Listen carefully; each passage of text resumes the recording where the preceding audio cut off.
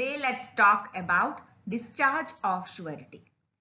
This topic is the part 3 of contract of guarantee series. Okay, let's see.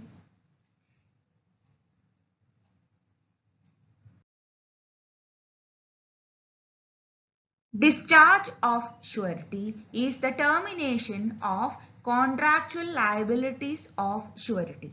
As we have already discussed, discharge of a contract is the termination of contractual liabilities of the parties of the contract.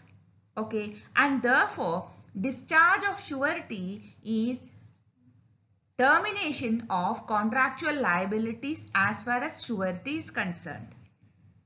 Since we have already learned about the contract of guarantee, we are also aware that surety's contract or contract of guarantee is actually consequential to the original contract.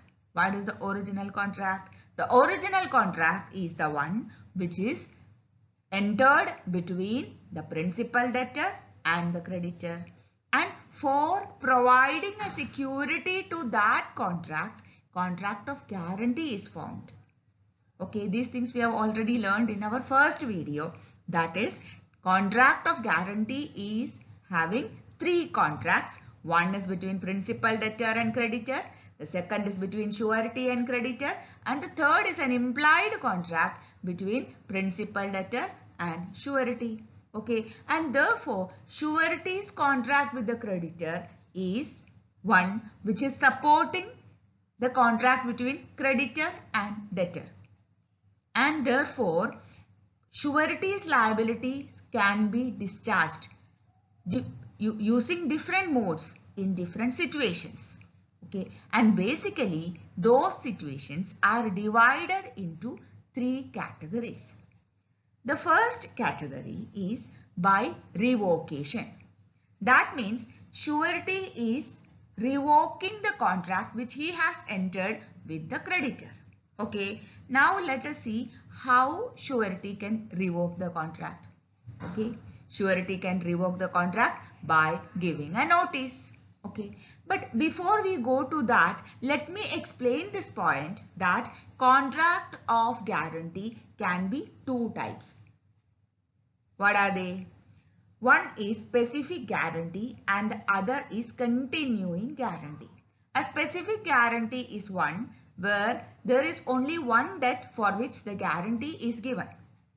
A has borrowed money from B, 10,000 rupees, for example. And C is giving a guarantee to B that A will repay the money, and in case A is unable to repay, I will make the payment. This is a specific guarantee given by C. Now, in a continuing guarantee, there are more than 1 or 2 debts which will be spread across a period of time, and for all such debts, the guarantee is given by surety. Okay, so in such cases, some of the debts will be paid off by the principal debtor, and therefore the liability will not arise as far as surety is concerned. But unless and until that particular period is over, surety is not totally free. Surety's liability is not discharged because surety can be liable in future. So for that particular period of time, any debt arising or any liability arising, surety will become liable to pay. Okay, so notice is a mode of discharging surety. Now let us see how it will be treated in both the cases. In case of a specific guarantee, before the liability is incurred, that means debtor has to pay the money on a particular day or before a particular day. So till that particular date, the liability is not incurred. Liability has not arisen. Okay, but so therefore, before the liability is incurred by the principal debtor, before the liability occurs, that is the correct way of putting it. Before the liability happens, before the debt is due, any time surety can discharge the liability by Giving a notice. He has to give a notice. Notice has to be a reasonable notice, but by giving a notice, surety can discharge his liability. But after the liability has already happened. Means now the principal debtor made a default and surety is liable. At that stage, surety cannot discharge his liability by giving a notice. Rather, he is liable to pay and he has to make the payment. Okay. Now, consider the case of a continuing guarantee. In case of continuing guarantee, for the debts which are already happened, for the liabilities which are already begun or already incurred, surety will have to pay the money. Surety will be bound to pay the money for the debts which are already due. But for future liabilities, surety can give a notice and get discharged. Okay? Yeah. So by notice, surety can discharge his liability before the debt becomes due. That is the tagline. Okay? Yeah. Now similar rule is applicable in case of death also. If surety dies before the debt becomes due, the liability is discharged. But surety's death is after the debt becomes due, surety's estate or surety's legal representative will be liable. Okay. Now in case of continuing guarantee also, for the debts which are already due, surety's legal representative or surety's estate will be liable, but at the same time, after the surety's death, whatever liability comes, surety's estate or legal representative will not be liable. That means death discharges future liabilities. Is it clear? Yes. Now the third point is by novation. This point we have already seen in discharge of contract. That is, novation is creating a new contract by which the old contract will be discharged. So surety can create a new contract with the creditor, thereby discharging the earlier contract. Okay.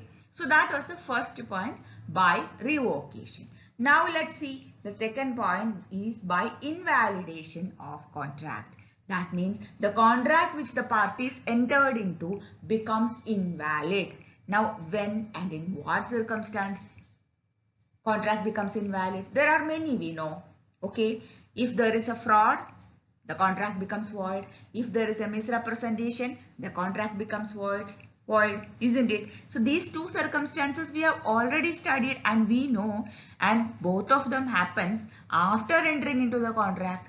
So what happens? See, misrepresentation or fraud will be realized by the other party only after entering into the contract. So the moment he realizes, surety realizes that there was a misrepresentation or a fraud, immediately the contract will be considered to be invalid and void, and that will discharge surety from all of his liabilities towards that particular debt. Okay. Yes. Now the third point is failure of co-surety to join. See, if surety has given the guarantee under a condition that one more or two more will join as co-sureties. If under that condition a surety is given, failure of co-surety to join will automatically discharge surety from his liability. Okay, that was the second point. Now let's see. The third point is very important. I'll tell you the reason. Because as I told you, the suretyship or contract of guarantee is for the benefit of the creditor. The object of the contract of guarantee is to give a support, a security to the creditor. And therefore, the conduct of the creditor is very important in a contract of guarantee. So, by his conduct, sometimes the creditor will cause discharge of surety's liability. Let's see what are they. The first one, by variance in terms. That means creditor is changing the terms of the contract with principal debtor without the knowledge of the surety. This is Wrong, and this will automatically discharge surety from his liability. Now another one. As we have already seen, the liability of surety in a contract of guarantee is secondary. Who has the primary liability? The principal debtor. And therefore, surety's liability is coextensive with that of the principal debtor. Always. If principal debtor has no liability, surety also has no liability. And therefore, if principal debtor is released, surety is automatically released. Okay. Now the third one is arrangement. Any arrangement which creditor does with the principal debtor. Remember, only with the principal debtor, not with outside parties. That will not affect the suretyship. But creditor making an arrangement with the principal debtor without the knowledge of the surety, any kind of arrangement. The arrangement could be for extending the time. Arrangement could be for not suing, not enforcing certain rights, anything. Any of such arrangements will, if it is without the knowledge of the surety, will automatically discharge the liability of surety. Okay. Now the next point is omission. What is omission? We know it is omitting to do something. You are not doing something which you are supposed to do, something which you have promised to do. You are doing an omission. Okay. So here creditor does an omission. Whatever he has promised under the contract, any of those things, if the creditor is not doing, it could be sending a notice on proper time. It could be anything, but the creditor has promised to behave in a particular way and he is committing an omission. Any such omission will automatically discharge surety.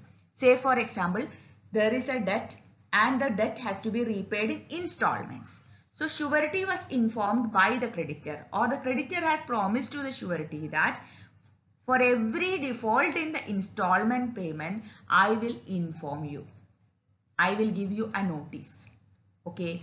This was promised by the creditor. But later, for 3 installments default, creditor did not send a notice to the surety. And after 6 months, creditor started demanding the payment. So surety can always tell that you should have informed me. You have promised to give a notice so that I can prepare, which was not given. So this is an omission on the part of the creditor. This is just a simple example I am giving you. There could be complex cases of omission on the part of creditor. So any omission on the part of the creditor will automatically discharge the surety's liability. Okay.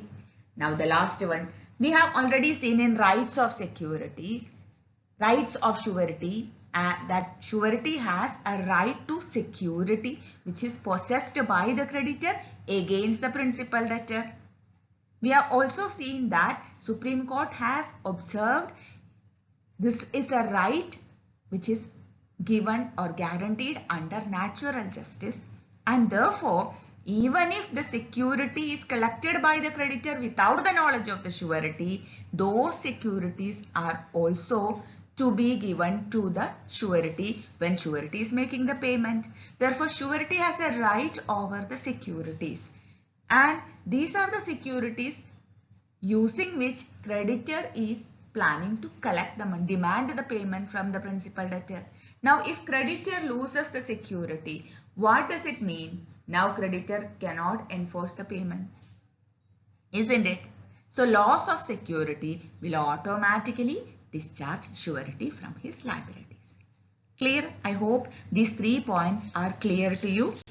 That's all about discharge of surety. This is the third and the final part of contract of guarantee videos. Okay, let's see in another video with another topic. Till then, bye.